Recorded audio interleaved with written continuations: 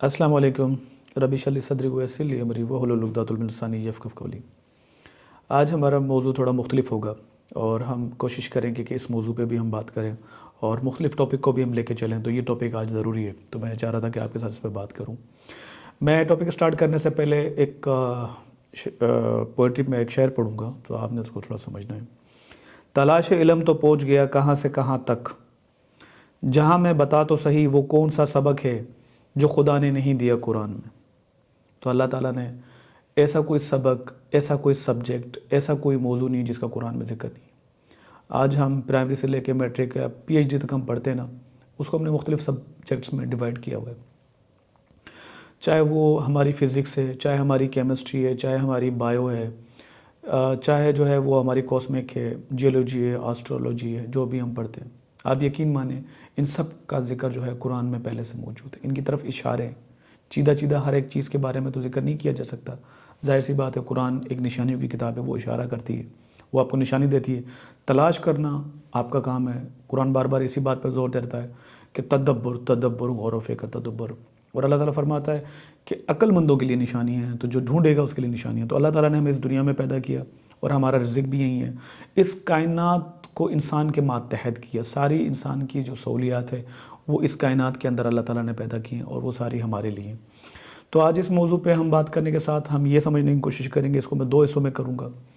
पहला तो हमें ये समझना चाहिए कि अल्लाह ताला ने जो हमारी ज़रूरत की जो चीज़ें पैदा की, जो हमारे मुल्क के हालात हैं, ख़ासकर पाकिस्तान के, आज हमारे मादनियात, हमारे वसाइल, ये कुदरत ने, अल्लाह ताला ने बतौर तोहफ़ा हमें दिए और जिसका हम इस्तेमाल करके, ये पाकिस्तान के चारों सूबों में मौजूद है। कहीं कम है तो कहीं ज़्यादा है, लेकिन मौजूद हैं चारों सूबों के अंदर। तो आज हम इनका इस्तेमाल करके किस तरह हम अपनी इकोनॉमी बेहतर कर सकते हैं, इनका इस्तेमाल करके हम किस तरह तरक्की कर सकते हैं।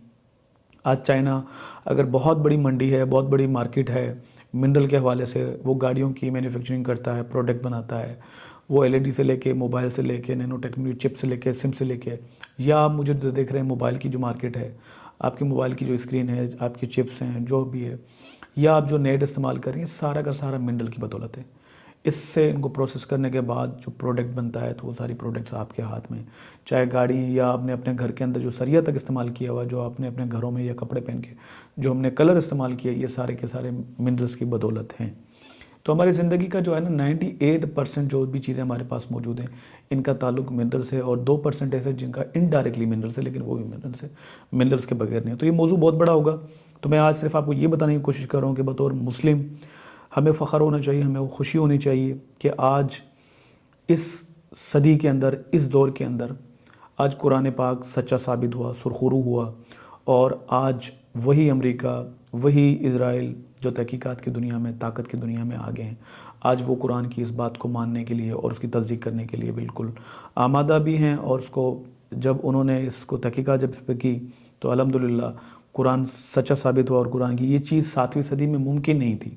पहले के दौर में भी लोगों को पता था कि ज़मीन के नीचे से लोहा आता है, निकलता है, हम निकालते हैं, लेकिन लोगों को ये समझते थे कि वो उसके अंदर पैदा होता है।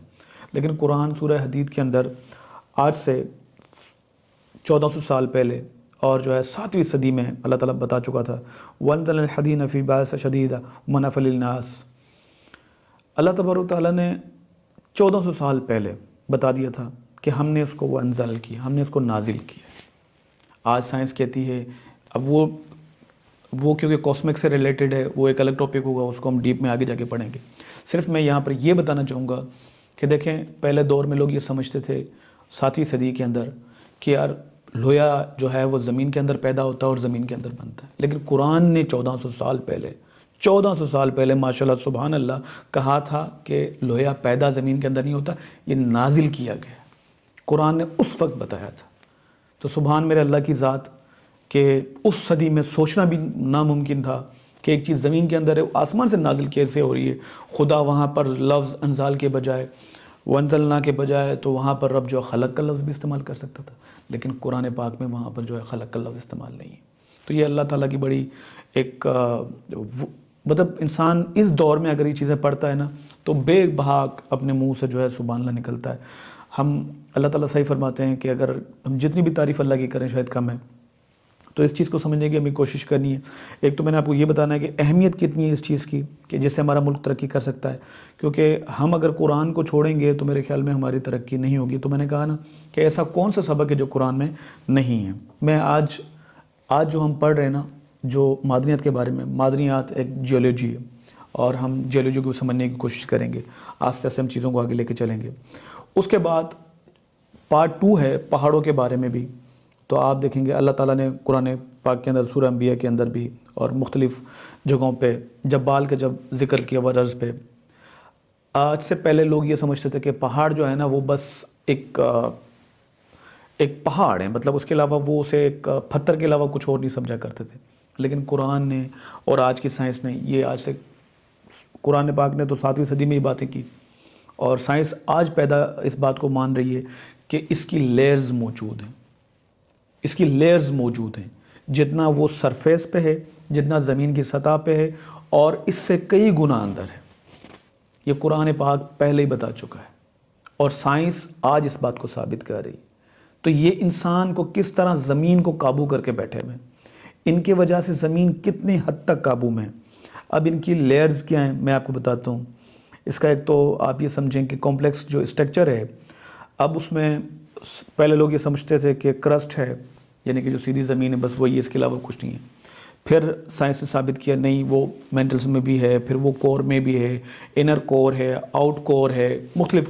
اس کو جب ہم پڑھیں گے ڈیپلی تو وہ لیئرز میں جاتا ہے. تو پہلے کے دور میں کسی کے لیے سوچنا کہ یار قرآن, زمین کی بھی لیئرز ہوتی ہیں, اس کی بھی ایک لیئر کے بعد دوسرا پردہ, تیسرا پردہ, یعنی کہ میں اگر سادے الفاظوں میں اردو میں کہوں تو یہ ممکن نہیں تھا لوگوں کے لیے. لیکن قرآن پاک نے 1400 سال پہلے بتا دیا تھا. تو میں یہ بتانے کی کوشش کروں گا, اور ہم انشاءاللہ اس ٹاپک کو لے کے بھی چلیں گے. ایک تو ہمیں بطور مسلم قرآن کی وحدانیت کو, ہم مسلم گھرانے میں پیدا ہوئے ہیں, اللہ کا شکر ہے, ہمارا ایمان ہے قرآن پاک کے اوپر. لیکن آج جو تحقیقات اس کو ثابت کر رہی ہے, تو ہمارا سینہ اور بھی چوڑا ہونا چاہیے, ہمیں فخر ہونی چاہیے, ہمیں خوشی ہونی چاہیے کہ اللہ تعالیٰ لاکھ لاکھ شکر ہے کہ تو نے ہمیں وہ حقیقت اور وہ سچا مذہب ہمیں عطا کیا, ہمیں نصیب کیا, جسے آج کی ترقی یافتہ اور فتنے کے دور میں بھی آج وہ وہیں کا وہیں کھڑا ہے. اور الحمدللہ اس کی ایک ایک بات شہادت کے طور پہ دنیا, وہ جو قرآن کو نہیں بھی مانتی, جو قرآن کی مخالف بھی ہے, تو آج وہ یہود و نصارہ بھی قرآن کی عظمت کو تسلیم کرنے کے لیے وہ ایک پیر پہ کھڑے ہیں. اور اسی پہ انہوں نے اپنی بنیاد ترقی, انہی اشاروں کو, انہی مد نظر کو رکھتے ہوئے, جب قرآن میں اللہ تعالیٰ فرماتا ہے یہ نشانی ہے, وہ ایک نشانی کو پکڑ کر آج وہ ترقی کی راہ پہ گامزن ہے. افسوس کی بات یہ ہے کہ ہم مسلم جو ہے, ہم نے قرآن پاک کو جو ہے, جو اس کا مقام ہے, جو اللہ کہتا ہے کہ اس پہ ہمیں تدبر کرنا چاہیے, اس پہ ہمیں غور و فکر کرنا چاہیے. اللہ کی نشانیاں, اللہ کہتا ہے میری نشانیاں ڈھونڈو, مجھ سے بات کرو.